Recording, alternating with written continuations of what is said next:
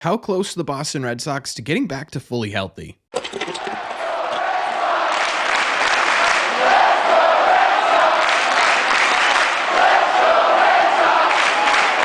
What is going on, everybody? Welcome back to Red Seat Radio. My name is Corbin. It's officially that time of the month for the Red Sox injury update on this channel. For those of you who don't know, once a month we take a look at the entire Red Sox injured list, talk about where guys are, if there are any changes, how far they progressed, and when they could possibly be back on the Boston Red Sox. Today is that day. Honestly, we haven't really had to do one of these in a while because there have been so many Red Sox injuries. We've been talking about them every other day, but now guys are starting to come back a little bit, and I think it's time to give you guys a full update on where everyone is. So what we are doing in today's video is exactly that. We're going to break down each injury, talk about where each guy is and how far he is away from getting back to the Boston Red Sox. But before we get into that, do me a favor, make sure you guys have hit that subscribe button if you haven't already. If you're new here, we talk Red Sox content almost every single day. Also, make sure you guys have hit the like button on this video as well. Just helps them out a ton, and it would mean a lot to me. Don't forget, all these episodes are always available on Spotify, Apple Podcasts, wherever you want to get your podcasts. The link will either be in the description down below, or you can head over to your favorite podcasting app and simply look up Red Seat Radio. Thank you all very much for clicking on this one. Let's get into it. Okay, so let's start with the easy ones here, the ones that there really isn't any movement on, the guys who are probably still going to be out for the rest of the season. First one being Lucas Giolito, who's still in about the same spot as we had in our last update, still rehabbing, still a ways away from rejoining the team. We do know that he is fully out of a brace or a cast or anything like that, and we do know that he does have a full range of motion back in his shoulder as well as his elbow for the most part. He feels as though there's a chance that he could come back at some point this year. I'm not exactly as optimistic. I don't think the Red Sox are going to be in any rush to get him back onto the field, which is why I probably still think he's going to be out for the rest of the season. It is good news, though, that he is progressing a bit faster than initially anticipated, so maybe at some point there's a chance we see him in a Red Sox uniform this year, but I still don't think odds are very high. Trevor Story's pretty much in the same boat, basically the exact same thing. Not much of an update on this front. He's just rehabbing, getting his full range of motion back. Still no prospect of him rejoining the Boston Red Sox unless they make a postseason run or anything like that, and even then it's a little bit iffy. If you take a look at the timeline here, it was a 6-month timeline from the time he got his surgery, which was about a month ago at this point, so we're 1 month into a 6-month recovery time for Trevor Story, meaning we probably still have another 5 months to go, and that's just before he could start actually playing baseball games again. I don't think we see Trevor Story in a Red Sox uniform in 2024, so not really much of an update to give you guys there. Liam Hendriks, on the other hand, there is a bit of an update on. During the Cleveland series, he joined Jemai Webster in the dugout on Nesson and talked about how his rehab is currently going. Currently, Liam is throwing 6 days a week right now and starting a bit of long toss, working his way from 60 feet as well. That's a really good sign. I believe the goal for Liam Hendriks is still that he comes back in August. Again, another one kind of like Lucas Giolito, where I'm not super convinced that's actually going to happen. The difference here is that Liam Hendriks is a reliever, so it's a bit of a different process coming back. He had his surgery much further away from where we are right now, so there is a chance, in my opinion, that he does come back. Plus, Liam Hendriks is an absolute bulldog. Not that Lucas Giolito isn't, but Liam Hendriks is a straight-up fighter. This dude could possibly come back in August at this point, especially with where he's at in his throwing progression. It looks like he's getting closer and closer to throwing off the mound, which is absolutely fantastic.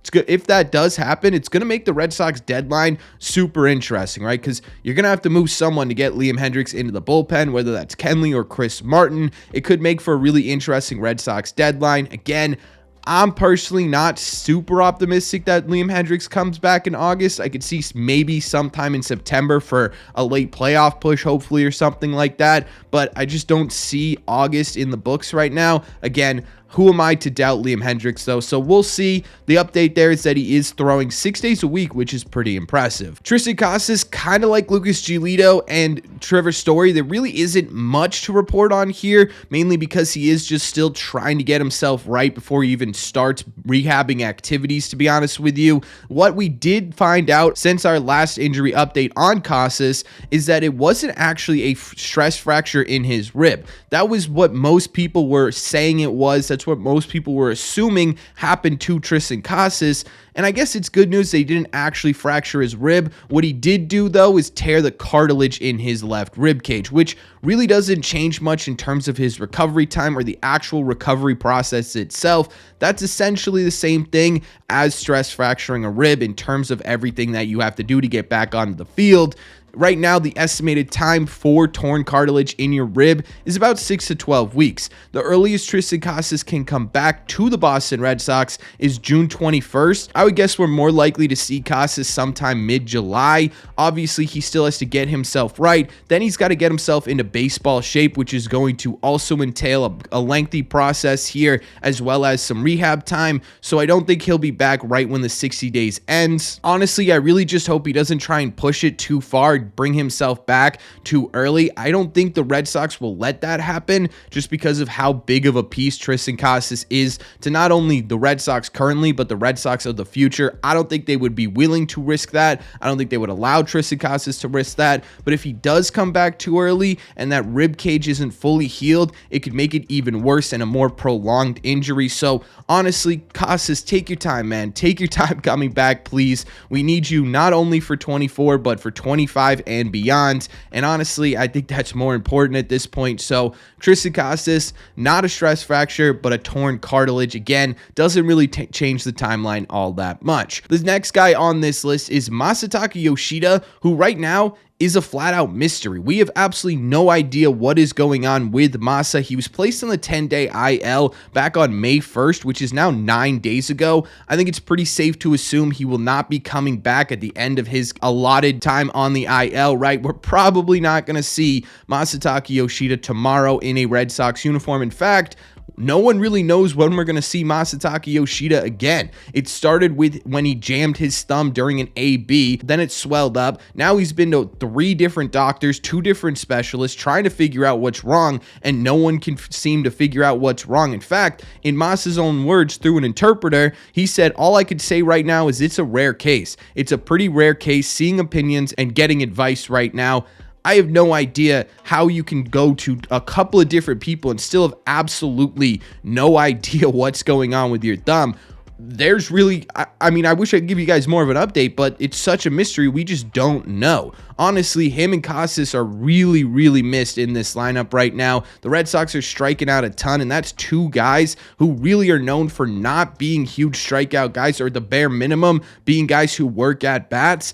Missing both of those bats in the lineup right now, not exactly good, and it's got to be really frustrating for Masataka Yoshida, who just knows something's wrong with his thumb but can't figure out how to fix it. That would be unbelievably frustrating for me. So a couple of updates on guys who, aren't probably going to be making an immediate impact on the Boston Red Sox. There's some progress with some of these players, but for the most part, they're pretty standstill in terms of what their timeline is coming back to Boston. However, there are a few guys who have been making legitimate progress and who should be back anytime soon.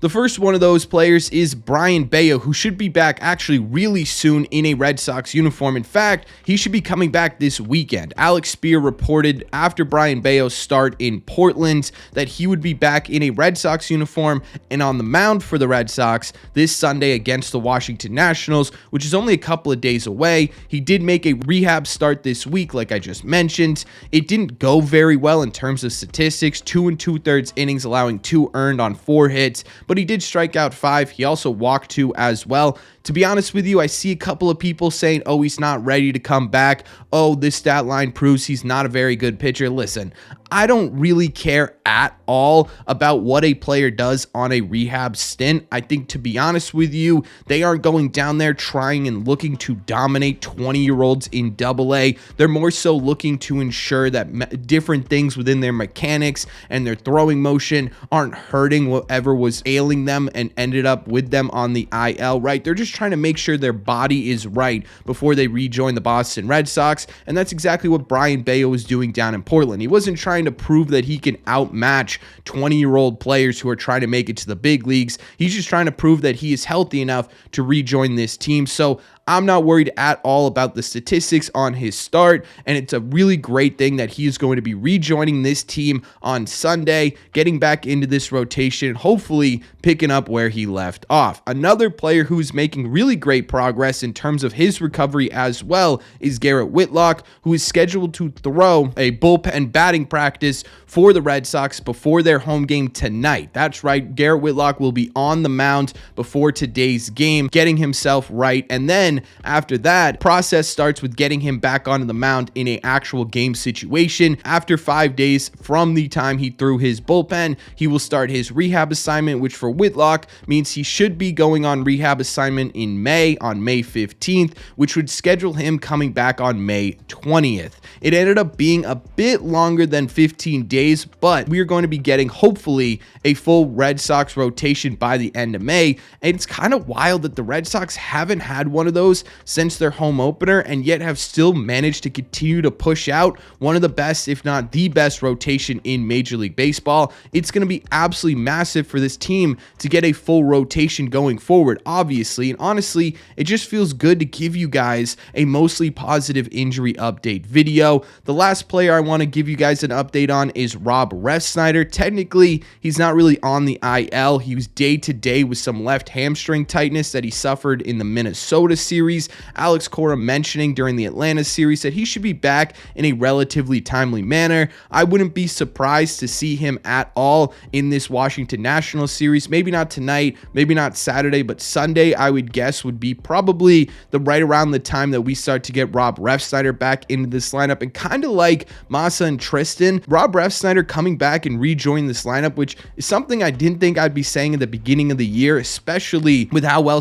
Don Rafaela was doing during spring training. He's going to be an important bat to get back. He's been absolutely killing it at the plate in the 14 games he's played for the Red Sox this season. In fact, it's a 351 average with a 467 on base percentage, a 612 slug, good for a 202 OPS plus, about 102% more productive than the average player in Major League Baseball during that time. Overall, I think you look at this and you say, yeah, progress is getting made, right? We're starting to see this IL dwindle down a little bit. Guys are starting to trickle back into the everyday lineup for the Boston Red Sox, and that's really the first time we've said that this entire year, because for the most part, it's felt like anyone comes back, someone's got to go off. It's the law of averages for the Red Sox somehow, where one thing happens and another thing happens to balance it out, as opposed to just everyone starting to come back. Obviously, there are a lot of guys on this list, 3-4 players that really just, they're handicapped by their injury and about the timeline that they are scheduled on, so they can't really make as much progress as I'm sure they would love to be making right now. But for the guys that could come back in a timely manner, it seems like they are. It seems like you're getting your pitching staff fully back and healthy and ready to go. Knock on wood, because I swear to God, we get another one, I'm going to lose my mind. And then you're starting to get a full healthy lineup as well. Obviously, like Masa and Triston, there's not really much you could do to get them back into the rotation. But for guys like Refsnyder, Grissom's back, right? You're starting to get what the Red Sox had originally hoped for at the beginning of the season. And honestly, it couldn't have come at a better time right now. The Red Sox are fumbling a little bit, whether that be because of injuries or guys coming back and still needing to mesh with this team. Hopefully getting some of these players back sort of jolts a new life into the Red Sox, because they desperately need it right now. Either way, let me know in the comment section down below. What do you think? Is there an injury update in particular you were looking for? Is there someone you're paying close attention to on this list? Is there anything on here that you don't like? What are your thoughts on all of these latest injury updates for the Boston Red Sox? Let me know in the comment section down below. As always, if you made it to the end of this video, do me a favor. Make sure you guys have hit that subscribe button if you haven't already. If you're new here, we talk Red Sox content almost every single day. Also, make sure you guys have hit the like button on this video as well. It just helps these videos out a ton, and it would mean a lot to me. Don't forget, we are also always available in podcast form, whether that be Spotify, Apple Podcasts, wherever you get your podcasts. Just head over to your favorite app and look up Red Seat Radio. Thank you all very much for clicking on this one, and I will see you in the red seats.